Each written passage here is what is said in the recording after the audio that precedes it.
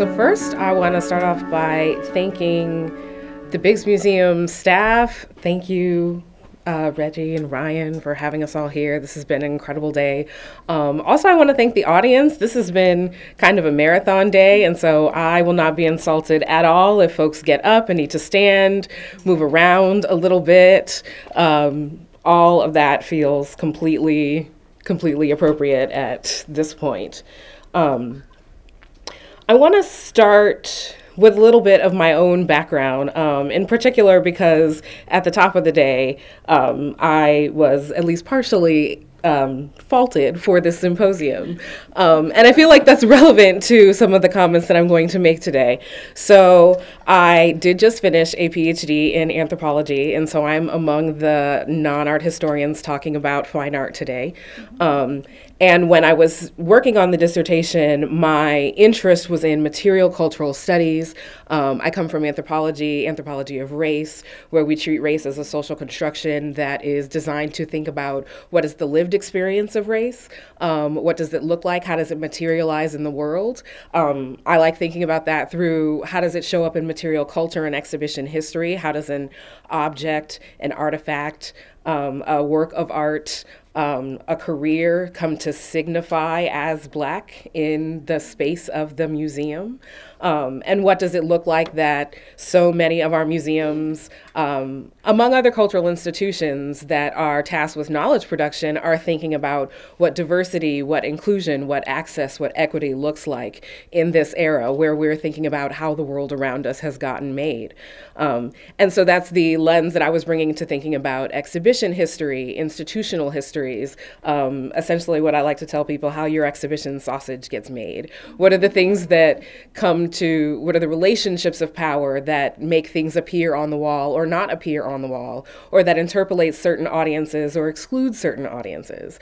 And so thinking about the Biggs Museum at a 25-year anniversary and what the future of the museum should look like and what the future of the field should look like, I will admit that it is very easy as an ambitious graduate student to make sweeping statements about changes that should definitely happen in the field, to make things that do not appear in institutions appear in institutions. I was also working as a curatorial assistant at the African American Museum in Philadelphia, which is really tasked with identifying and attracting an audience that often is left out of a number of larger encyclopedic institutions. And so doing that kind of work and seeing what that work does in the world for audiences was really compelling, really generative intellectually. And so now I am the curator of the John Roden collection at PAFA, which is essentially an artist estate. And so I will say, thinking about absences in institutions and reading about it, writing about it, conversing with other colleagues in the field about it theoretically was really generative and formative for me as a junior scholar and a junior museum colleague in the field. Now taking on a position where that work is my position, I have been humbled by my own sort of earlier prescriptions for what the work should look like in the world. And so I'm sensitive to some of the recommendations that we have made today for the Biggs Museum, knowing that this is an institution that is young. 25 is really young in museum years. I think we've seen that today. This is a lean, mean, small, and mighty staff, and I think you guys are doing incredible work. And so that does sort of shape my comments today about the John Roden collection, and I think what a lot of folks have talked about today about just what's at stake in the work. And so I also want to flag my interest in labor and power. So I've really been heartened by the way people have talked about boards and staff today. I want to highlight that as I talk about the John Roden collection. I am as interested in the work that is in this collection as I am in the conditions of possibility that makes a collection like this come to exist in the world and fall out of art history in a certain way. Because this is not obscure work. This is not the story of an artist who went unrecognized throughout his life and toiled in obscurity and died penniless and unknown. And so it is really interesting to think about how narratives get made by staff members, thinking about, the way that art by Native Americans shows up in the Met Museum that requires collectors who have been engaging in that work for a very long time, that requires intellectuals and staff members to really be invested in making sure that that exhibition does phenomenal work in the world. Leadership has to buy in. Fundraisers, we have not talked about fundraising today, and so much of what appears or disappears in the work that we do hinges on leadership and fundraising. I'm also really compelled by the idea of quality and the way that it gets weaponized in favor or against certain works made by the wrong people. I think somebody said that earlier.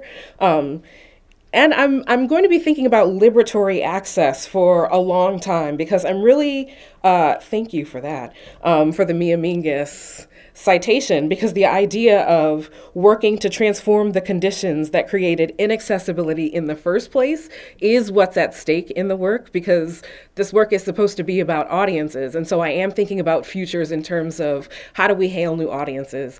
How do we think about the audiences that we have, repositioning them? How do we get people to care about things that they think that they don't care about? How do you bring people in the door? And so it does not surprise me at all that, sort of a Black History Month invitation to Black artists yielded this watershed moment of, you had no idea how many people were actually invested in the institution and the work you were doing. I think there's a way that Black artists are often doing that kind of work. They serve, I think, as canaries in coal mines in some ways. A lot of the work either addressed in the art they make or just the conditions of the careers that they have or don't have really reveal a lot about social relations of power and inequality. And possibility models for community engagement when we want to have those conversations. And so this is a conversation that I am interested in having around the collection, as well as about the collection. So in November 2015, the New York Times ran a cover story called "Black Artists March into the Museums." In it, Randall Kennedy chronicled recent efforts by art museums to engage Black artists, stating that, quote, "After decades of spotty acquisitions, undernourished scholarship, and token exhibitions, American museums are rewriting the history of 20th century art to include Black artists in a more visible and meaningful way than ever before, playing historical catch-up at full tilt, followed by collectors who are rushing to find the most significant works before they are out of reach." The piece featured interviews with artists, curators, historians, dealers, and collectors about how long it had taken extraordinary artists to get their due. Highlighting major museums' acquisitions of works by Elzir Cortor, Sam Gilliam, and Alma Thomas, the article opened with a discussion of Norman Lewis and noted that, quote, "The Pennsylvania Academy of the Fine Arts just opened the first extensive survey of Lewis, an important but overlooked figure in the abstract expressionist movement, and a man who might well have been predicting history's arc for several generations of African-American artists in overcoming institutional neglect." Curated by Ruth Vine, who was newly retired from the National Portrait Gallery, Procession, The Art of Norman Lewis, contextualized Lewis's work in abstract expressionism and championed the ways it was affected by his participation in artist collectives and his social activism, as well as his lived experience of Black Harlem in the 20th century. The article went off like a shot across Black arts and culture fields and social media feeds. It was also read by the executor of the estate of John Roden, a New York-based African-American sculptor who had passed away in 2001, and after an impressive artistic life with his wife Rashonda, left an incredible archives of books, papers, and several hundred sculptures. Aware that he had a trove of art and archives for an underappreciated 20th century Black artist, but unsure of what institutions cared about that, Roden's longtime friend and executor contacted the institutions in the article. At PAFA, that correspondence reached Anna Marley, the curator of historic American art. Marley had curated PAFA's retrospective exhibition of painter Henry Asawa Tanner a few years prior and saw merit in the request and passed it up the food chain. It reached David Brigham, the president of PAFA, with research expertise in 20th century African American art, who took the request seriously and begun negotiations with the estate. And one of the things I want to do by naming my colleagues here is just mark the kind of work and the kind of engagement with these public requests that goes into, the story behind the scenes of how something like this happens. So I present this story as the provenance of my professional posting, and as a case study in institutional mechanisms that it takes to engage in the kind of, quote, historical catch-up, in the words of the New York Times, and as a meditation on what's possible for the future of Black artists and their work when we mobilize resources, expertise, ideas, institutional space, finances, towards changes we say we want to see in the field. The John Roden collection at PAFA is as much about resituating the work of Roden in the field of American art as it is taking seriously the roles museums can play in the construction of a field which slants towards certain kinds of overlooking. So who is John Roden? Roden was born in Birmingham, Alabama in 1916. He attended Parker High School, where he discovered an early passion for sculpting, watching a Scotsman, William Grant, sculpt in his local neighborhood. And essentially what happened was, as a young teenager, he was, peering in the studio often. And one day Grant said, okay, he saw the kid pressed up against the glass and came in and said, I see that you pay close attention to this. You clearly have an interest. He gave him a hunk of clay and essentially said, take this home and let's see what you can do with it. Roden came back 2 days later with this incredibly lifelike, realist sculpture of his sister's head, essentially his first bust. And so his artistic talent started as this mentorship between him and Mr. Grant that continued through high school. But being born in 1916 in Birmingham is the wrong place and time for a Black man with artistic talent and desires for further study. And so for context, and this is the part of the intellectual work that we do around race, not just how does it show up in the art, but what does it structure, how does it structure conditions of possibility for artists in the world. The Birmingham Museum of Art wasn't even founded until 1951.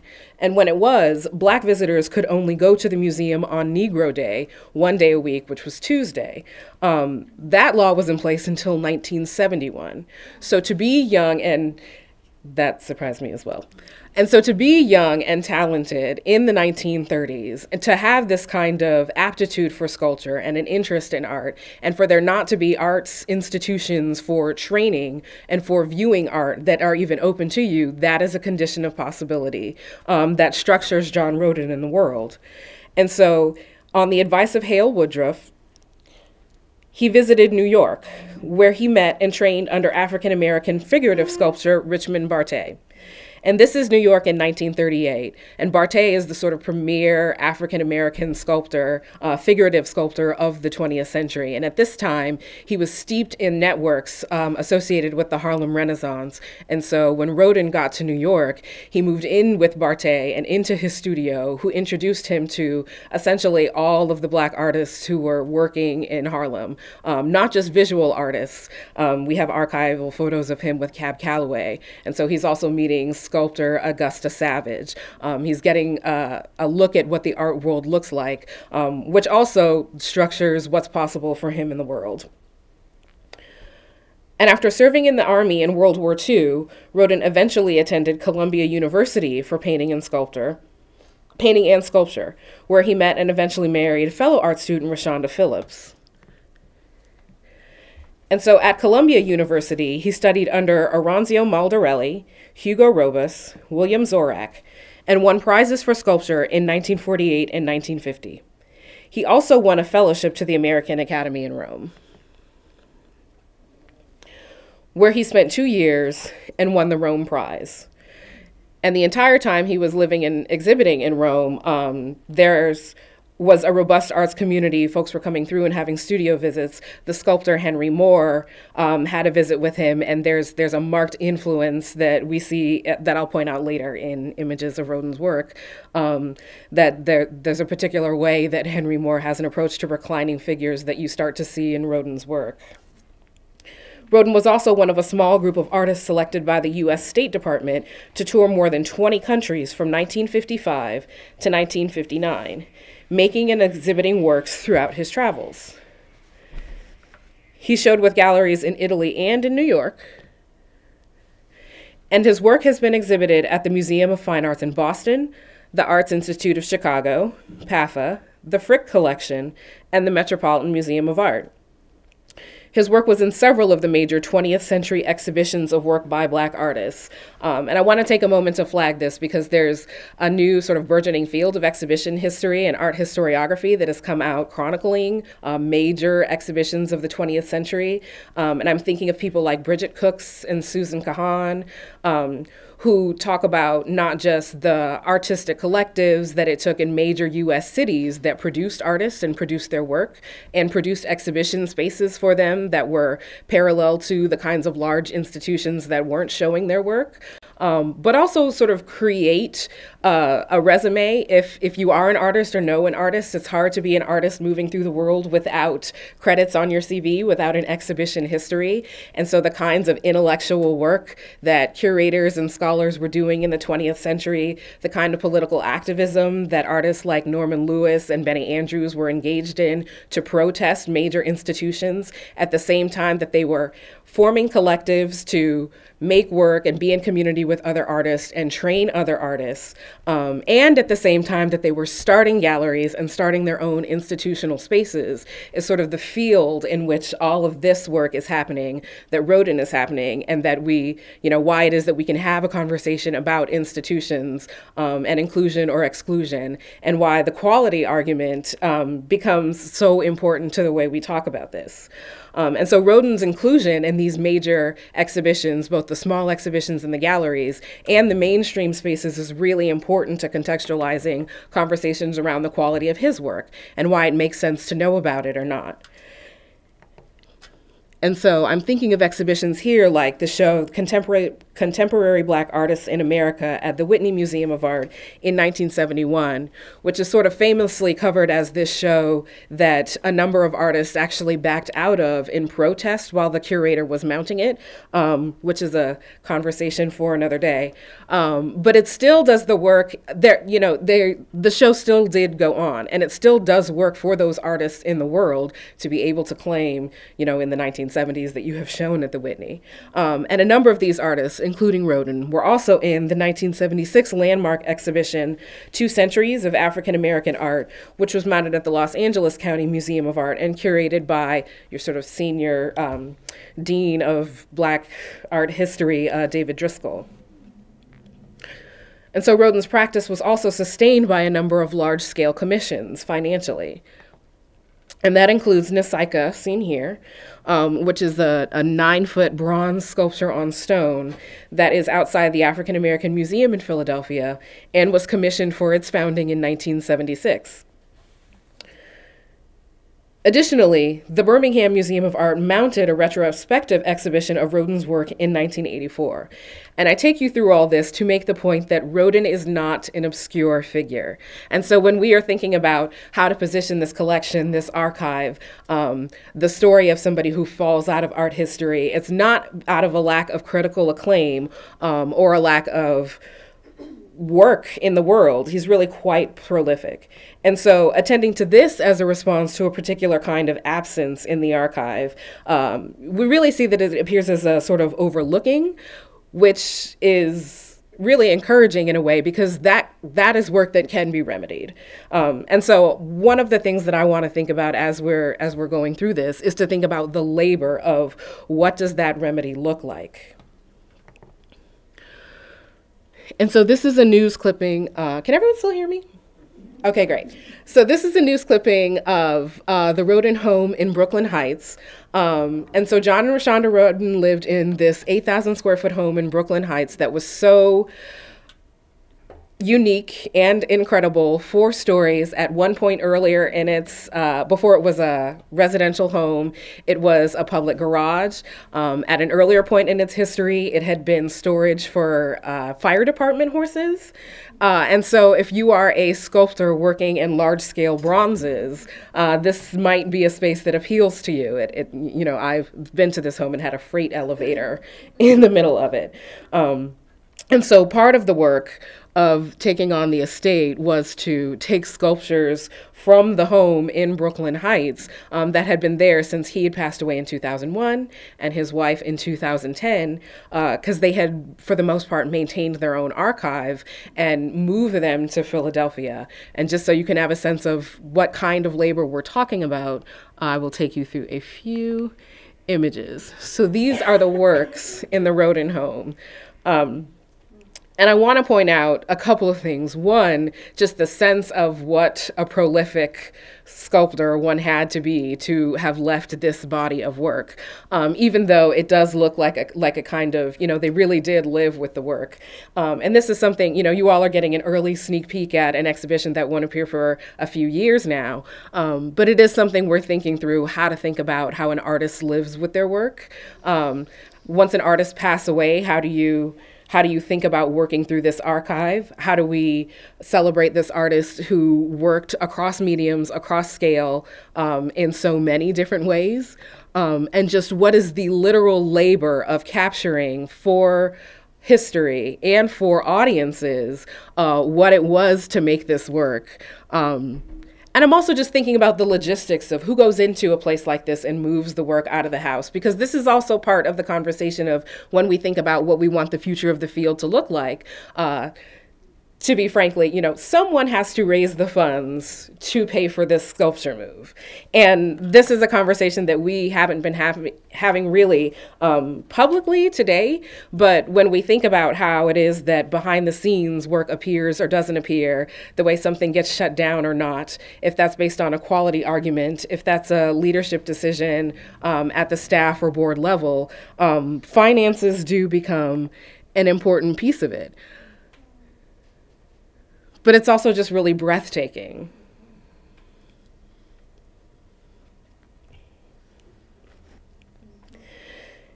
And so moving the sculptures from Brooklyn Heights to Philadelphia also meant that we were thinking about how it is that you can catalog an exhibition from scratch. And so I've been very aware of the fact, looking at other people's presentations today, these are the sculptures now on site in these custom-made crates that it took to get them offsite. I've been very aware of the fact that I have slides that have images of artwork without accession numbers. This is the work of registrars, people who do the work of actually the administrative labor that goes into creating a database and archive so that you can have such a thing as an illustrated checklist to put together for a presentation or to think about for an exhibition. This is all the work of people. Someone had to build all of these materials just to move it on site. I mean, and so I also, you know, when we're thinking about conditions of possibility, this has everything to do with what kind of institution is in a position to respond to this kind of call, the material realities of what it is in the world to get a call.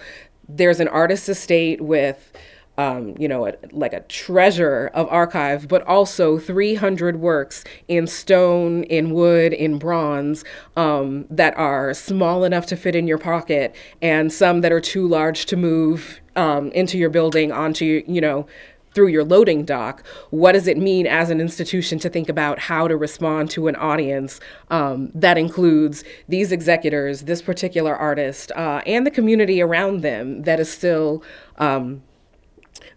you know, wants to see this work celebrated. And so I include the photography here, even my colleague Barbara Cadis, who is very near and dear to us.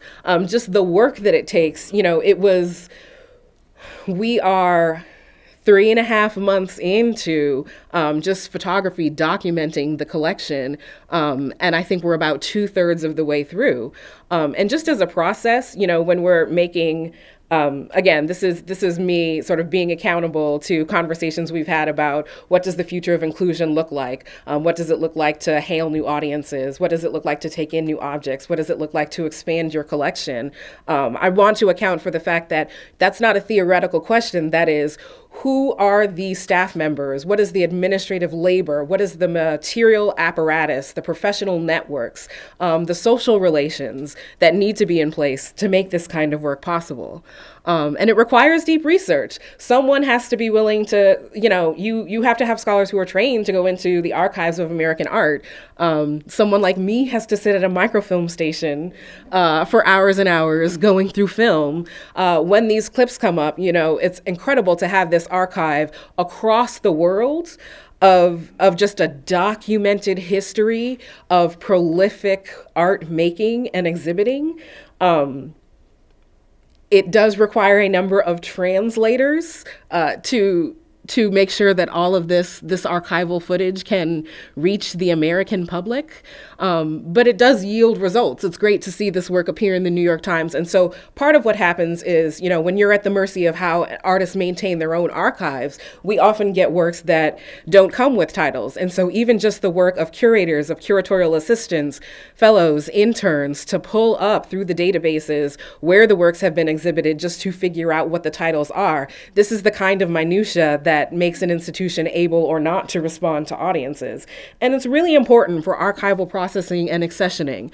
And so I do want to point out here, there are, part of the project is not just to mount a large retrospective exhibition that will be accompanied by a major catalog. It's also to accession some, not all, of the works into the permanent collection and to see that the works get distributed into other institutional collections. And so the work of accession, preservation, research is really important here. I want to, so these are some of the pieces that have been accessioned into PAFA's own collection, but thinking about distribution among field colleagues, accession is one of those practices that museums engage in that really reveal a lot about the hidden behind the scenes ideas about prestige, what generates prestige. I'm thinking about, if you are an institution that has a structured accessioning and collections practice and policy, that means that someone has to make a scholarly argument about the value of the work to a committee of individuals who have the power to accept that argument or block it. One of the ways that those arguments get made is around an issue of quality. There are concerns about whether or not that work fits with the institutional mission. If we're talking about quality, how does an artist and how does their work and how does their career appear to an internal committee as quality work? Some of that might be about where was this artist trained? Some of that might be about where has this artist exhibited work in the past. Some of that might be about how have other scholars engaged in this work. That work needs to already exist in the world at certain institutions for a successful pitch like that to be made. This is the mobilization of intellectual histories, of social histories, and then there are material concerns.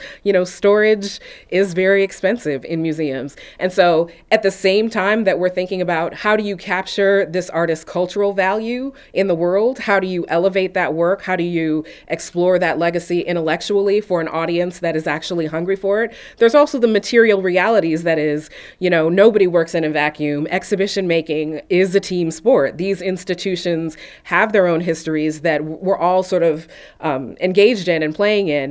Nobody has the perfect conditions to do their work, but it is important work. And so I do think that, let me go back.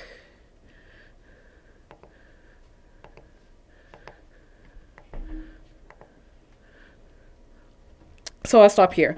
One of the things that I think is interesting about what this work reveals about both Rodin and the institutional capacities and the kinds of futures this creates for other artists and other curators in the world, is that I do want to mark the ways that when we think about what is a historical absence, how do we respond to it, part of what makes this kind of project possible, even in this early stage, is the recognition of historical absence and the desire to correct it. That's no small feat. You cannot take for granted that every absence we see in the field will appear to everyone as a necessary problem to be solved.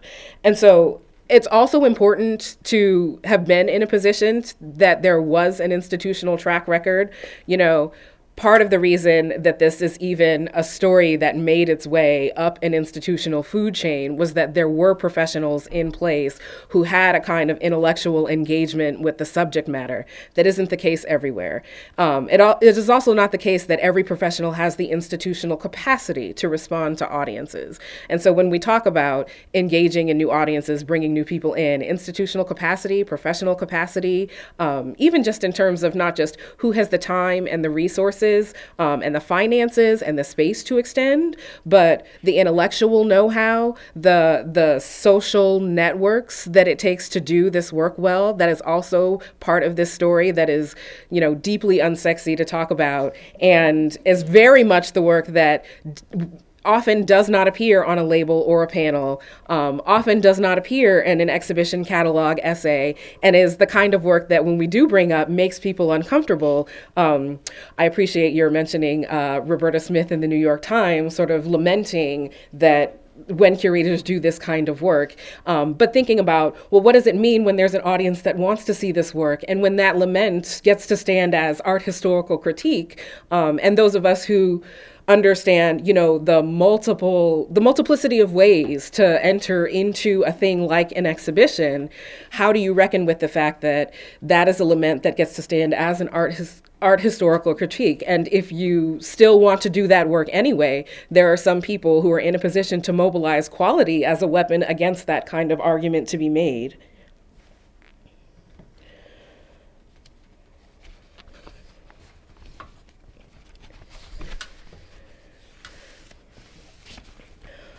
And so just to reiterate what's at stake here, I'm not only thinking about the audiences that we want to include in the exhibition making process, audiences that we want to see in the doors, whether that's marginalized communities, whether that's artists themselves, people in the future that we want to work with, that we will be able to work with based on the work that we're doing now, whether those individuals are makers, funders. I think all of that is important, but I also want to think about the legacy that it leaves behind. This is a building blocks field in a way that I think few people acknowledge.